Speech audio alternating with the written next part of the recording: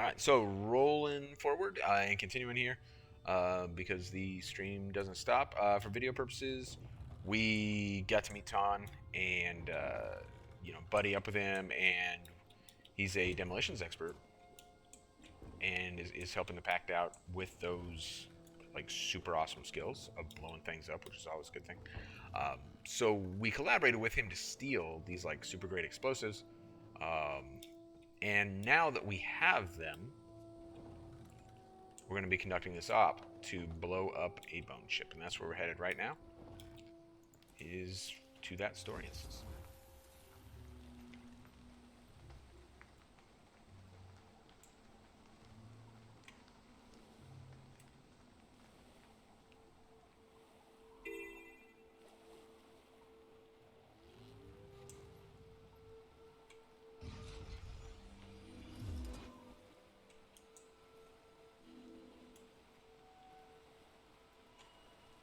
Side note, this is one of the better, in my opinion, right here, and then we get the same thing also in Timberline Falls, like right here. These crate structures are really some of the cooler things that they inserted into the core game. I think they're underappreciated. And we kind of see the same design type stuff like duplicated with like the Tower of Nightmares and stuff, but like I really think that they did a pretty cool job with these crate structures and like the big catwalks and the ramps and all that. I appreciate them quite a bit. All right, so breaking up the bone ship. Let's do this. Oh, we got the whole crew here. Is this the guy that we rescued earlier? Except now he has no name. Nelson, right? Wasn't his name Nelson? Now he has no name. In death, a member of Project Mayhem has a name, right? But not Nelson because he's still alive. So, all right. Gilly has a name though. You know why? Because she's female and showing more skin. If he was showing more skin, he would be Nelson. But he's all covered up. So now he's just Priory Scholar. Ready when you are, Tonn. After all we went through to get this, I can't wait to see it explode. Then you're in for a treat. We have an unobstructed view of the target from here. Now we simply need to plant the bomb, get clear, and flip the switch. Not that simple means easy. Floating mines surround the ship, the waters are thick with undead sharks, and we're in crate territory. These packed soldiers are here to help protect the detonator, but you and I still have to do all the heavy lifting. Or, to be accurate, the heavy swimming. Let's hit the water. The sooner we're done splashing around, the sooner we see that bone ship go boom. Alright, so these folks, Whisper's Agent, who does not possess a name, Priory Scholar, who does not possess a name, and Crusader Gilly here, are going to stay here with us. This is a very interesting thing, by the way, because I really like... I think when they were developing Guild Wars 2, I think they acquired this asset from like somewhere else. Like they bought it third party or something. Because it just doesn't look right for Guild Wars 2, right? Like this does not look like something that's consistent with the rest of the world of Tyria. Just the same. Okay, detonator, demolitionist Tonn. We ready to go, man? Sink the bone ship, cover ourselves in glory. I love it. And then we move to the next target. Oh, he moves next target. I move on to commander type stuff. Why is the bone ship so dangerous? It's a devastating warship, a veritable symbol of Zaitan's nautical dominance. Wow. It's not just tactically vital, it'll boost our size morale. Alright, well, you have completely sold me on the importance of sinking this bone ship. So fortunately for this instance, like these mines really aren't like all that hard to avoid. Now that I've said that, undoubtedly we'll hit at least one because the moment I said that they were, not a big deal. Fate undoubtedly is going to prove me wrong.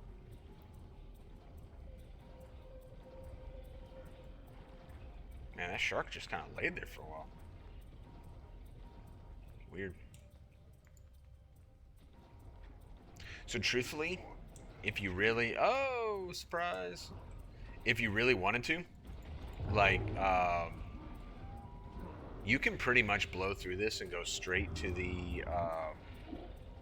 These like little tiny baby sharks? What's going on here? You can kind of blow through all this and go straight to the ship without really having to kind of mess around with these guys. But for the purposes of our adventure here, we're going to go ahead and we're going to kind of fight our way through these waters.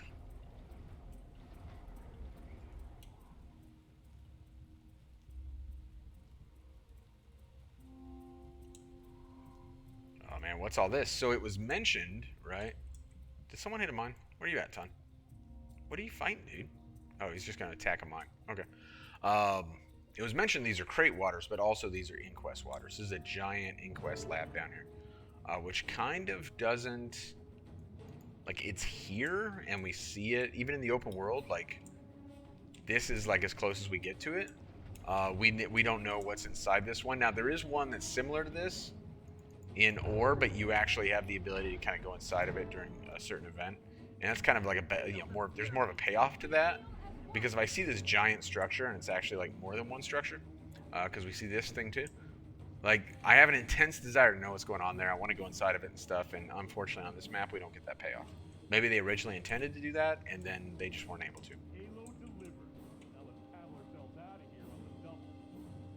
Okay. We need to get out of here. Boy, when it's time to bounce, like, look at Tonn. He's hustling. Look at those little legs kick. He's putting in work.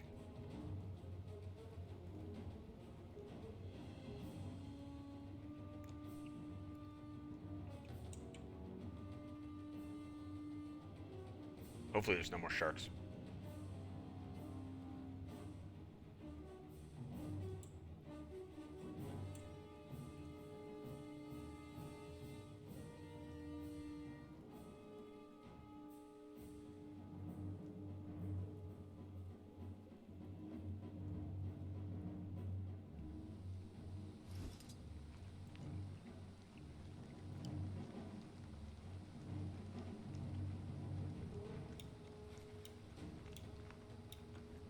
All right. We made it. We're back. Back at the detonator. Hold on to your ears, everyone. This is going to be my masterpiece. Wait, something's wrong. The detonator is showing red. The connections were perfect. Something must be knocked out of position. Sir, we have crate inbound, closing fast, and they look like they mean business.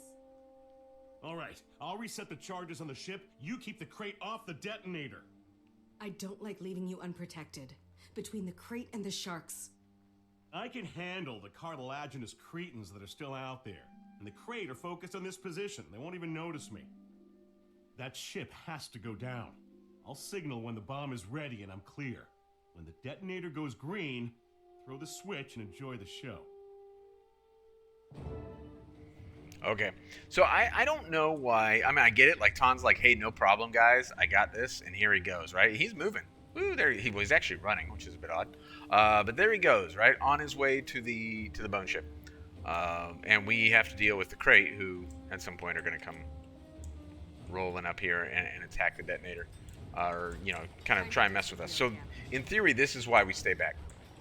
Yeah, I mean, it's preposterous, like, that, you know, to make decisions that way. But, okay, you know, Tonn said that he was good for it.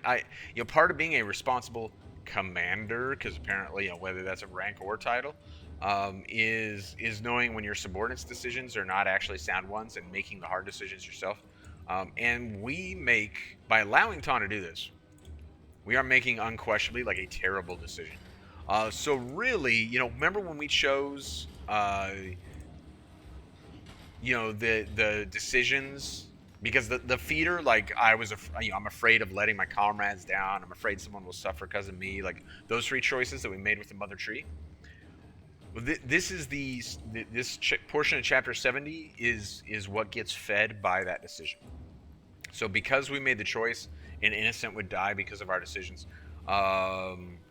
This is the story we're experiencing. So a little bit of a spoiler there in terms of what we have coming up, but we're about to see it all here.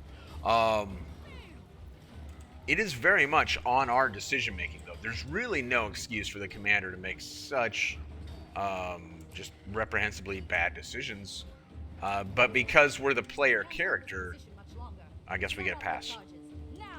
Okay, well, we obviously can hold the position. By definition of the way the encounter is written, where we must defeat the crate to do this, we very clearly can hold the position.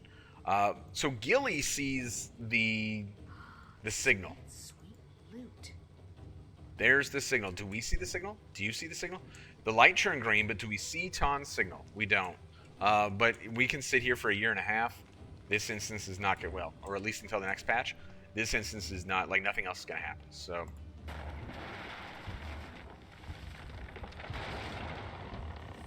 should have been back by now. Let's swim out there and see if we can spot him. oh, so now Gilly cares. Tonn should have been back by now. Well, Gilly, like, you're the one who's like, oh, the light's green, detonate it. Like, keeping in mind, in theory, the light was going to turn green as soon as there was, the circuit was complete. That doesn't necessarily mean that's immediately when we want to detonate it, because he was completing that circuit by hand, right? I see something. So do I. The gods. It's Tonn. He's dead. I was sure he signaled us. Was the explosion bigger than he expected? We have to report this. You head back to shore. I'll bring in Tonn. So, one, the commander has catastrophically failed at his or her or theirs or whatever decision making, like bad decision making on the part of the commander, not taking the responsibility to actually identify the signal themselves. That's kind of inexcusable. I can see scenarios in real life where, like, the commander might delegate that and stuff, but sometimes, and this is a phrase that will be familiar for, like, the jump masters out there. You can delegate authority, but you can't delegate responsibility, right? So I can say to Gilly, hey, Gilly, watch for the signal. I'm going to take your word. When you believe you see the signal, we're going to detonate, but I can't ultimately give Gilly responsibility. So clearly, Gilly has a huge problem here. Gilly, oh, I swear. What did she say? Like, I swear I saw the signal? Well, obviously, you are wrong, Gilly. But ultimately, because of our bad decision making, this falls back on the commander. However you slice it, and I think if we swim out here, like, it doesn't make a difference. Like, I don't think we can actually find Tonn's body, and I'm not sure it's worth looking for. But be that as it may, apparently they're going to go retrieve it. So that's fine. It is what it is. Go and recover Tonn. We have places we need to be as well. So here's really a huge failure for the commander. But I don't consider it a failure in terms of storytelling. They write Tonn well enough. This is not complex. This is not a complex story. Exceptionally simple and straightforward. But they gave us a reason to care about Tonn. Not only with his charisma, but also with Ceera, right? And then, unfortunately, Tonn dies. And I don't think it makes a difference. The amount to which the commander is responsible ultimately doesn't play a significant factor in kind of how this plays for us. Like, it is bad no matter what. It is an unfortunate thing no matter what. And we should feel... Well, I'm not suggesting that you have, like, this deep emotional connection with Guild Wars 2. We should at least feel bad that, Tonn has met his demise. We should...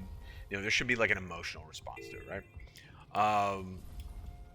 Simple, straightforward, but effective, because going all the way back to when we were planting the charges of the tower, they established who that character was and gave us reason to care.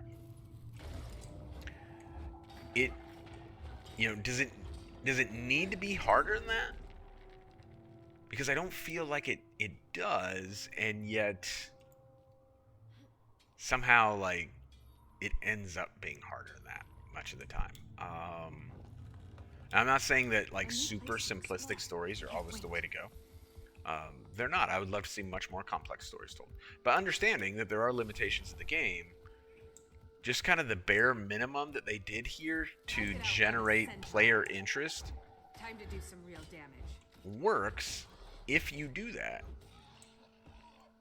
But they don't very often. Now I think of the most recent patch, and, like, some of the, like, why do I care is not there, because they don't go through the simple steps of, like, establishing something and making it relevant to me. They're just like, oh, here's a thing. You should care about it. Trust me. Oh, now something bad is happening. Anyway, something bad did happen to Tonn.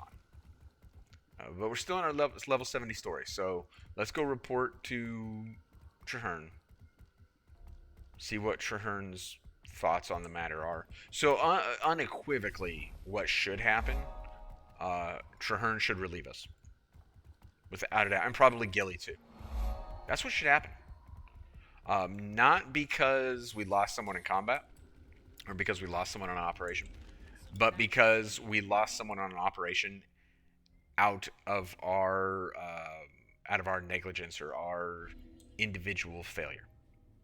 And Gilly should be relieved too because she was a contributing factor in that. So both Gilly and I should be like out and out fired.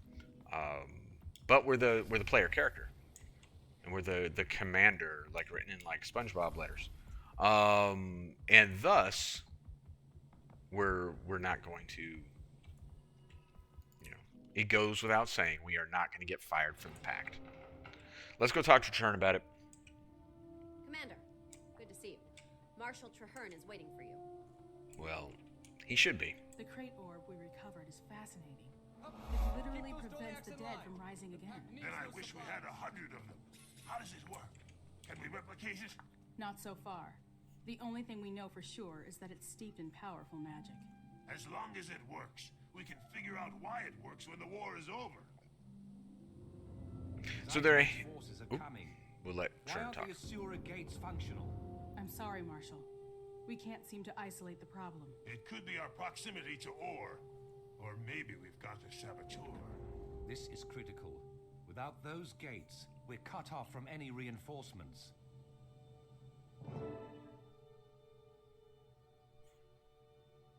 Greetings, Commander. I was sorry to hear about Tonn. He was a huge asset, and much admired. Thank you, sir. The mission was a success, but that's small comfort for his loved ones, or me. Tonn was my partner, so I take full responsibility. That said, I see you've done well. Fort Trinity is certainly formidable, and from all the activity, I'd say it's growing even stronger. It better be. We've seen a huge increase in undead activity while we've been constructing our defenses. I believe a major attack is imminent. All the signs are there. Our outermost defensives have suffered a series of probing attacks, and we've lost several long-range scouts. We recovered a powerful magical orb from the depths, and we have Tonn's best explosives. But there have been some disturbing glitches in communication. Fort Trinity is not yet secure. Worst of all, our Ceera gates are not functioning, and nobody can tell me why. Magical or mechanical failure, saboteurs, it's all very disturbing. I want you to double-check our defenses, starting with the lumber camp. They've lost a lot of workers, and we need that timber. You take point. Disturbing how quickly the commander moves from Tonn's loss was significant and I am responsible. Hey, this base looks great. I love what you've done, like with the drapes. Those old blinds, they were like Walmart blinds. They were real ugly, but these drapes are classy. Fort Trinity is looking sharp, Traherne. Absolute nonsense. Preposterously bad writing. So we've gone from one of the things that I like quite a bit. And later, again, without going into like spoilers of the story to come, ArenaNet's going to go on this big kick where the commander is like this tormented soul, right? It's truly absurd because they use it as a crutch. Not that it's absurd as an idea; it's a relevant idea, but they use it as like this. It almost becomes a trope. But we certainly get none of that here, and so now we're setting the table for that just be more problematic later. Because really early on in the Guild Wars 2 story, like the commander does not seem to be a person who cares that much at all about much of anything. The commander is a nihilist. Like those guys in Big Lebowski, nihilists. These men can't hurt you, Donnie. They're nihilists. All right, the lumber camp. Oh, other thing of note, the orb. The orb. There are a handful of great mysteries in Guild Wars 2 in terms of like lore and stuff. The orb for me falls among them. This orb, which another one of our stories. If we had chosen, when speaking to the Mother Tree, we had chosen that the thing we fear was that someone would suffer because of us. Not so. There was one where we were incompetent. There's one where someone would die because of us, and there's one where someone would suffer because of us. If we choose the suffer one, that is the mission where we go and recover that orb. We steal it from the crate, straight up, like just like gank them and take it. This orb it possesses the ability to push back the minions of Zaitan. Why? What in the world is this orb? I don't need a scientific explanation, but like a lore explanation for what this thing is would be super cool. Whether it would be in the form of like some future story, or you know, even if the story isn't directly about the orb, if it's referenced in the story, or if it comes in the form of a fractal, or like something. Give me something about this orb, because to this day, as of March 2023, like I don't think there's clarity on the orb. Traherne needs more lumber to strengthen our fortifications. The last logging party we sent out is still missing. Oh no. We have no idea what happened to them. Until we do, we can't risk sending any more. All right. Organize a search party to find the missing loggers. Once we find... So one of the interesting things about this instance, this like whole thing that's happening right here is directly paralleled by an event that actually happens in the open world, where you have to defend the logging camp from, I believe it's 10 Risen. But they respawn regularly, so it's not just kill 10 Risen, it's kill 10 Risen within, 2 minutes or whatever it is. Which these days is like pretty easy with power creep.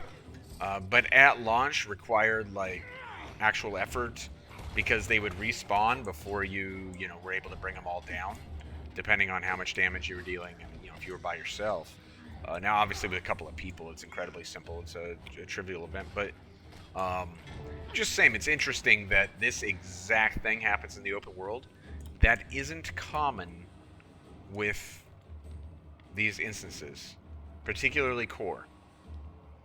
It gets a little bit more common with some of the Living World seasons and so forth, where they kind of incorporate it into what they're doing. But for core, that's very unusual. Oh no, a direct attack on Fort Trinity here, so that's what we're dealing with right now. I love that these arrow carts are here, however. I always like it when they take siege weaponry and insert it within the personal story, because I think it encourages interest on the part of people.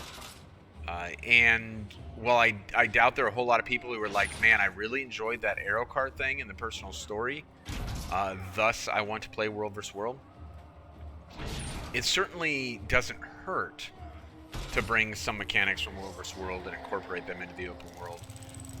And so I'm always happy to see Siege in open world or in instance content.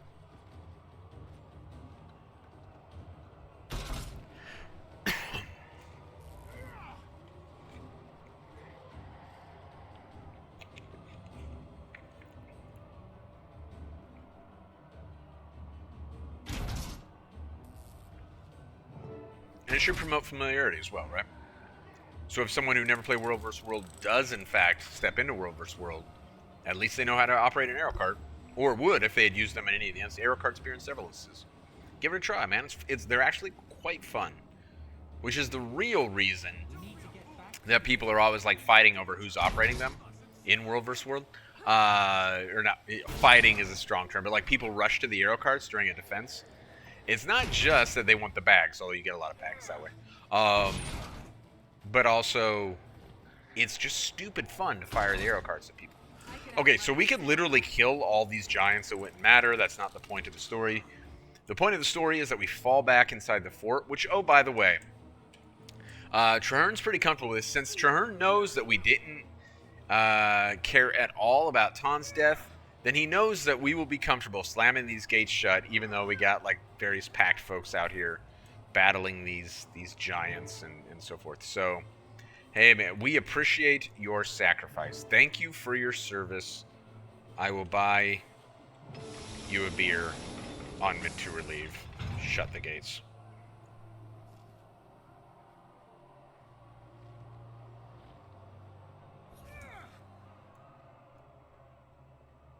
Now, in fairness, if we don't shut the gates, then we have giants inside the gates. It is the right decision. I'm just being a smartass about it because, as I've said numerous times, and I will say repeatedly throughout the story playthrough, the commander is by far the worst written character in the game.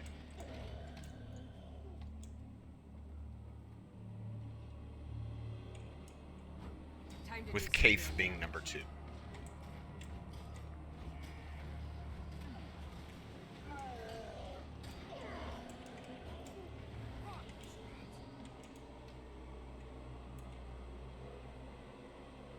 So this is a full-blown, like, thing, right? They're attacking via our front gate. They are attacking, you know, they got like an amphibious assault going on here at our docks. Get the cannons firing. There's a big-ass boat out there. Why aren't these cannons firing? This cannon is sitting. It doesn't even look like it's warmed up. It's not even charged. Maybe it's not operational yet. All right, so now they're dropping in from the sky. You can see like well, we got dragons out there as well, but this boat's lobbing them in, right? We saw that before at Claw Island, where the boats will like lob in risen paratroopers, except they don't have parachutes. They just fall from the sky and splat. That's the luxury of being undead, right? Is that like parachutes are a logistical burden that we don't need to bother ourselves with because they're immensely high maintenance, right? If you don't know anything about parachutes, like you know, from a military perspective, like it's a lot of work and a lot of money. But Zaitan's not worried about that because these guys don't require parachutes.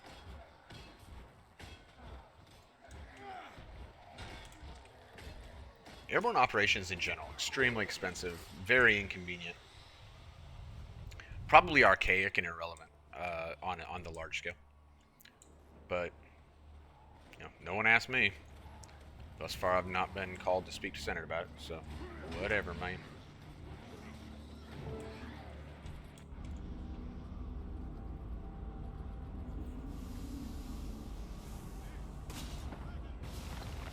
Oh man, look at that. We got another big Taquata looking thing flying overhead and wrecked our cannons. So now the docks are like straight up getting overrun, right? We got these knights and preservers and everything all over the place. All right, we need to bounce. It worked last time, right? Last time we slammed this shut, no bad guys came through. So it seems like a pretty sound tactic. Let's do it again. Hey, thank you for your service. You too. Good job. I'll send you a care package. They'll have socks, a toothbrush, and some ramen.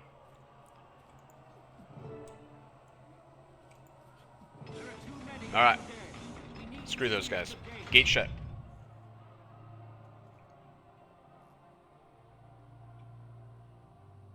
Mother, forgive me. Okay, thank you, Traherne, for acknowledging what you just did. The commander's not going to acknowledge it, but I'm glad that Traherne did. It is some effort on the part of the studio to like acknowledge that, because they could have, with just like little tweaks, with literally like for a studio that, as I was just saying a few minutes ago, like does such an outstanding job of creating a super interesting world with you know, just by inserting like ambient dialogue and voice acting and stuff. A couple of NPCs saying, you know, something like, you know, no, the lives lost, and another one saying it's the only way, and then the gate slams shut, changes everything. And for all the voice acting in this game, they you know, they couldn't be bothered. It's too bad. But just the same, like, you know, we are all smart enough people to insert within our own headcanon that this is an absolute tragedy.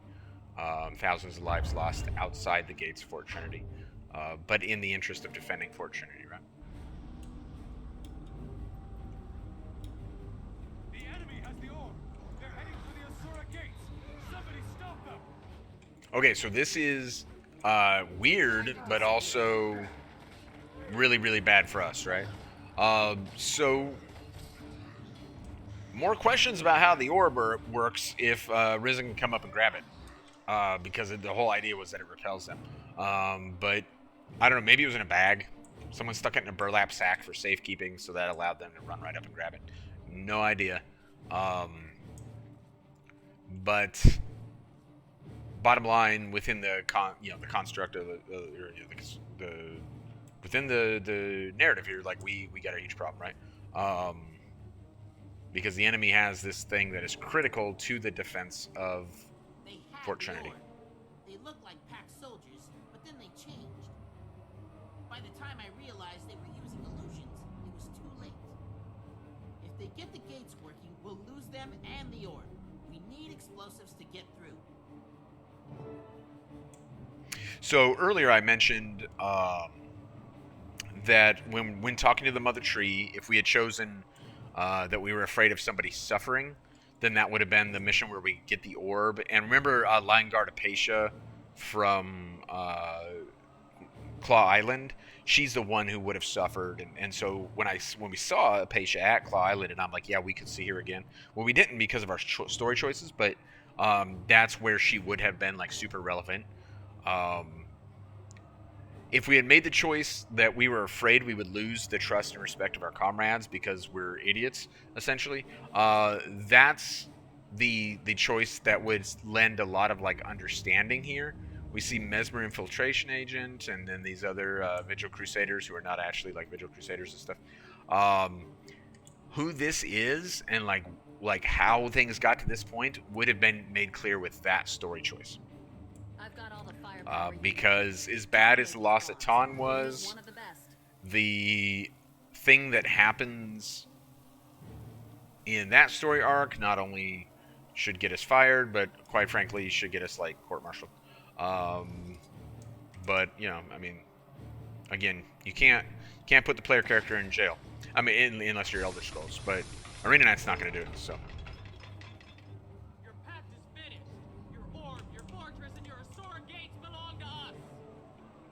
Obviously, like a little gaming joke there. So that is Mesmer Infiltration Agent was known as Siska within the within the story. Okay, so now we have each of the Priory, Order of Whispers, Vigil, all have gates. That's where these go to.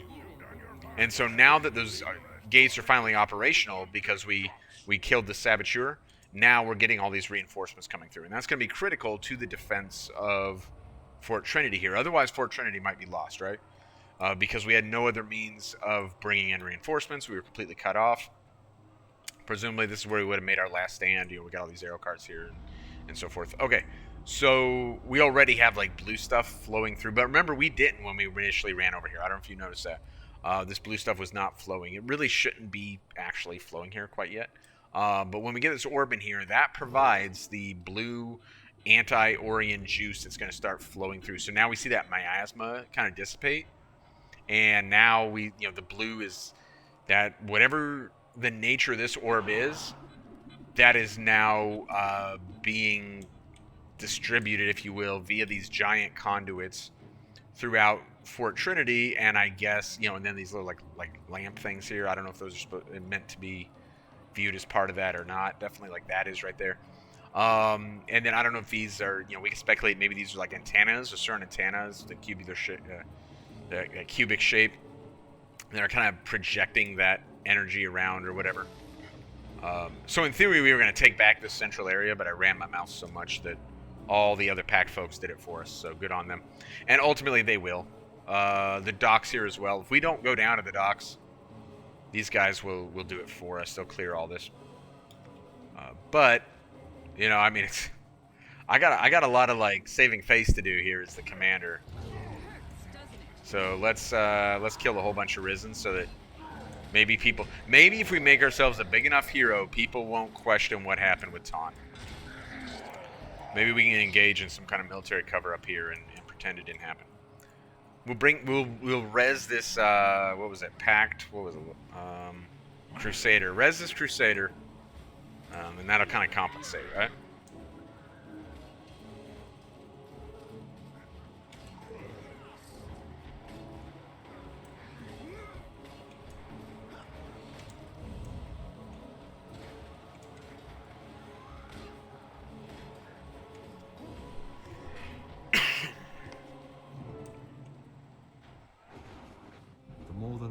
100 years, Or has been lost. Despoiled, corrupted, ruined by the presence of a dragon, an infection, withering the heart of Tyria.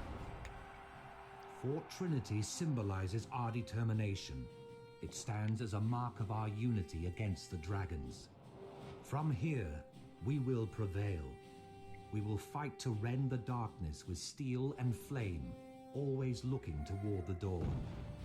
Our victory at Fort Trinity will show the world that we can strike against the dragons. When we are ready, we will prove that even in the Sanctum of Or, they are not untouchable. We can reach the dragon's lair in the heart of Or. We can assault Arar. We can destroy Zaitan before the dragon's infection claims us all. This battle is over. We can triumph. But the war has just begun.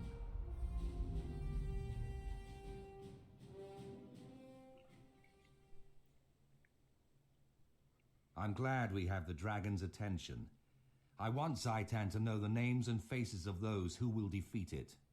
From the size of the assault force it sent here, I'd say the dragon has taken notice, sir. However, the situation seems stable for now. If you don't mind, I need to find Tonn's widow and personally deliver the bad news. Of course.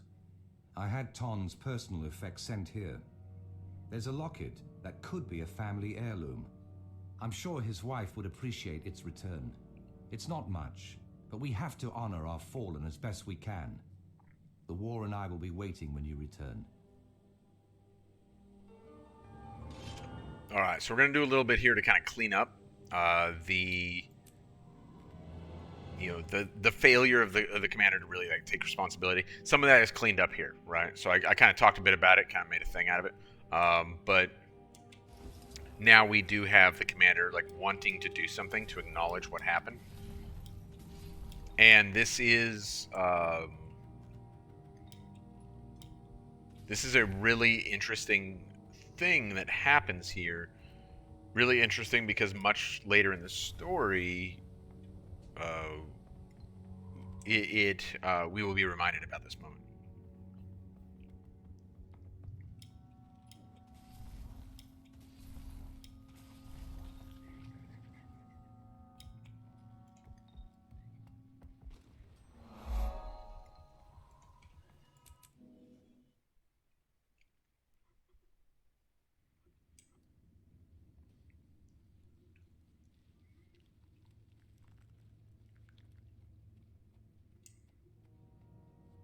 So what was her name?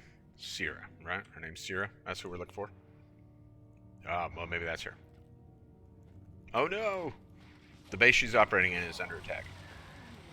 So I'm going to assume that like this was not, when we were talking to Tonn, this presumably was not the base that she was at that time.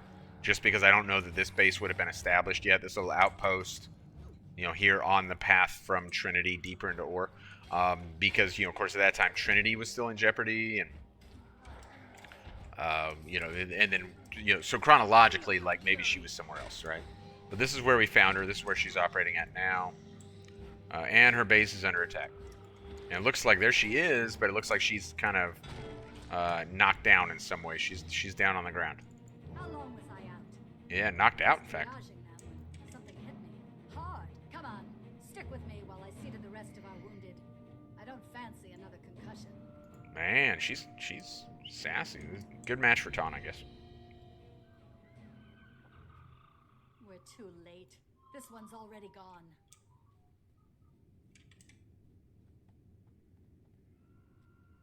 Here's a live one. Open your eyes, soldier. You'll be all right if you can stay conscious. That legit sounds like an army medic. On your feet, soldier. As long as you don't pass out, you'll probably live, bro. You'll be good.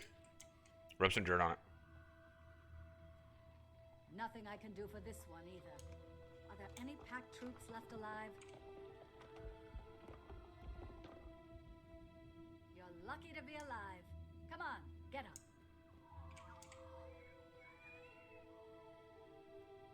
Never had a chance, poor kid. Dead before she hit the ground. It is fun to see this little Ceera talk about this char that way. I get a kick out of it. Okay, so she's done triaging some of these casualties from this fight. This seems like an inopportune time to discuss this, but just saying we're going to have a chat with her. Ceera, I'm here with bad news about Tonn. I was with him on a demolition mission. Unfortunately, he did not survive. Tonn's gone? That can't be. He promised me we'd both live through this. What happened?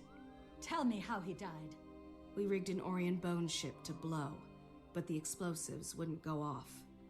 Tonn went back to fix them. He died to save the mission. Is that supposed to make me feel better? The war can go on without Tonn, but I can't. How could you let this happen? You murdered my husband, you and your pact. Get away from me! Just get away! Wait. Wait. Where are you going, Ceera? So, no, the commander leaves out, when we're relaying the story to Ceera, and this is probably understandable, but we kind of leave out an important detail, right? Which is, I gave the authorization to detonate the explosives, and maybe that was premature. We kind of make it sound like, there was like a technical problem. I don't think there was, there was a technical problem, because the circuit wasn't complete at one point. But everything after that pretty much looks like it was human error, or char error, or Norn error, or whatever the case may be. Since I'm playing human, human error. And we kind of leave that out. Like, fortunately, in Tyria, there's no such thing as like Freedom of Information Act, right? So, I guess Ceera will never know any different unless she runs into Crusader Gilly, who probably should be concealing the truth as well, right? Crusader Gilly's got plenty of reasons to not discuss the matter either. All right. Oh, we found Ceera. Good. Oh, but she's in danger. Return to. We're in Ore, dude. Okay. It's okay. It's all right. Ceera, please. You have to return to camp. If you want to honor Tonn, you have to live. Don't die just so you can be with him. I know he loved you madly. You were all he talked about. You and the life he wanted you both to have. Life? What life? What do you know about him or me? Just leave me alone. Wait. What about his mother's locket? He wanted me to have it. It was all she had when she died. And now it's all I have left to remember him. You saved my life. I thank you for that. But I will never, ever forgive you for taking Tonn from me. Just leave. I'll find my own way back. Okay, so it's almost like, is it just me, or is it almost like two different people were writing dialogue here? One person was writing the commander, and they're like really, really dumb and tone deaf, and then someone's writing Ceera, who has what is probably a pretty realistic response to, like, we are largely responsible for Tonn's death. And then we picked this really bad time to, like, come and discuss it with her. And so then, like, literally a bunch of people had just been killed. And we're like, oh, hey, by the way, your husband's dead. Our bad. I might have had something to do with it, but mostly it was bad wiring. And then when she has an emotional response, we're like, hey, don't be crazy. Like, no, So I actually did take the training for like casualty notification. There's like that Woody Harrelson movie about where like he's the guy who goes and notifies families that their loved ones died in combat. Like that's a real thing. And I did some of the training for it. Not as like the full-time job, but as a responsibility for the unit that I was assigned to. Right. So there's like two levels of the training. There's like you do it as a full-time job, or you do it on behalf of a certain organization, and I took the latter of those two, which is less intensive. Just the same, they talk about some of these things, and like, like the commander is just bad at this stuff, and the commander, again, the worst written character in the game. Like, the commander is such trash, really, really is. What a reprehensible character. And I think Ceera's response to the whole thing was like actually like pretty well written, in the sense of like it feels like a relatively realistic response, particularly within like the Guild Wars 2 world, where everything is like, where like everybody is like a 14-year-old, and everything is kind of a little bit memey anyway. So why wouldn't it kind of go like that, right? But certainly better than a lot of other things. So we can kind of appreciate that, right? All right, so that was the end of the level 70 story. And that means a couple things for us, right? So as we wrap it up, where are we now? We are fully invested in the fight against Zaitan, but we're also fully geographically, like, from this point forward, this is what we have, right? This map, this map, this map, like, this is the ruins of Ur, and this is something that comes much, much later, right? So this we're not going to be dealing with for quite some time. These are the 3 maps in core game that are part of the ruins of Ur here, and that's where we're at now. We have brought the fight to the enemy's doorstep. The enemy in this case being Zaitan, the Elder Dragon. We've fought or brought the fight right to him. So next time, presumably tomorrow, in terms of when I record it, I may space these out a little bit longer in terms of when I upload them. But in terms of recording, we'll probably begin the actual battle in Ur tomorrow. And see if the Pact can make some headway there and what that actually looks like. So I do appreciate you coming along with me for what is one of, for me, kind of the more enjoyable story sequences in Guild Wars 2, and in particular in the core game. And we'll see other similar type things throughout the gameplay. We'll meet new people and sometimes lose them, but I think that the Tonn one is one that they do a pretty good job of packaging. So I'm glad that we can play through that. So, well, I appreciate your time and look forward to seeing you again later.